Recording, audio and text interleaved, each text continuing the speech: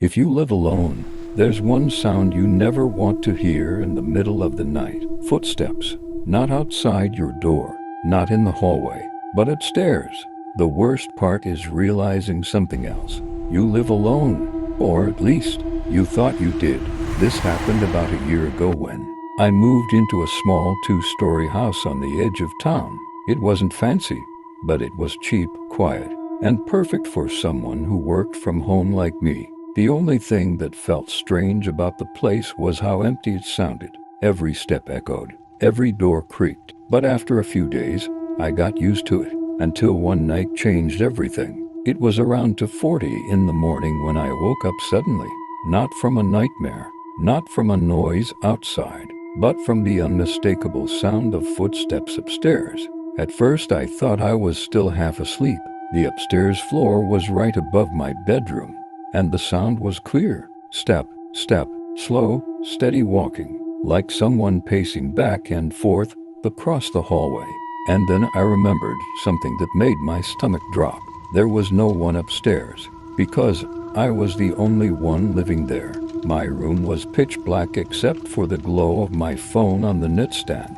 The footsteps stopped. For a moment the house was completely silent. Then, creak, the sound of a floorboard bending underweight. Right above me, whoever was upstairs was now standing directly over my room.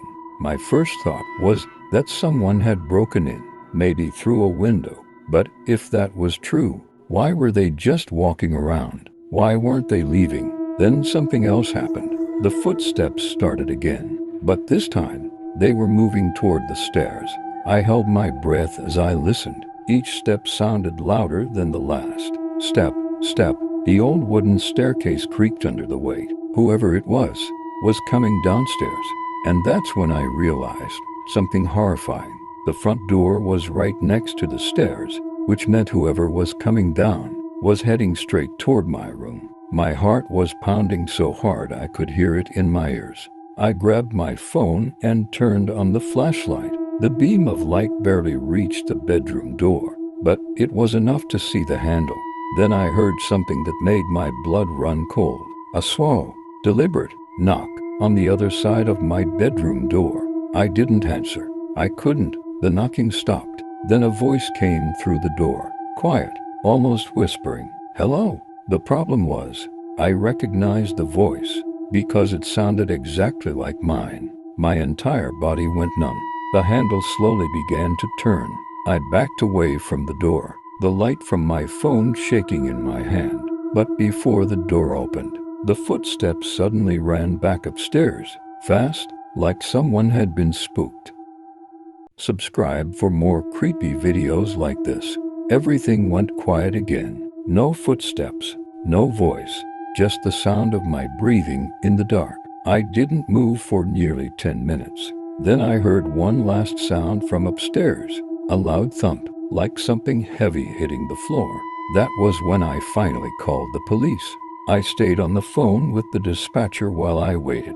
The officers arrived about 15 minutes later. They searched the house, upstairs, downstairs, closets, windows, everything. They didn't find anyone, but they did find something strange. In the upstairs hallway, right outside the room above my bedroom, there were muddy footprints on the floor, leading from the hallway to the attic door.